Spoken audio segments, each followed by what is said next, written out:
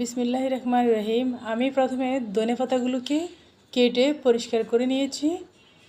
এখন আমি এগুলো প্যানের নিচে শুকিয়ে নিয়েছি। আমি একটা বক্স নিয়ে তাতে টিস্যু পেপার বিছিয়ে দিচ্ছি।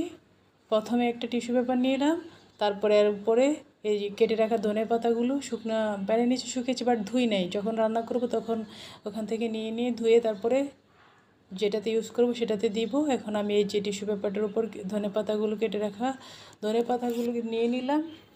তারপরে এটার উপরে আরেকটা টিস্যু পেপার বিছিয়ে দিব। তারপরে এই বক্সের ঢাকনাটা লাগিয়ে দিব।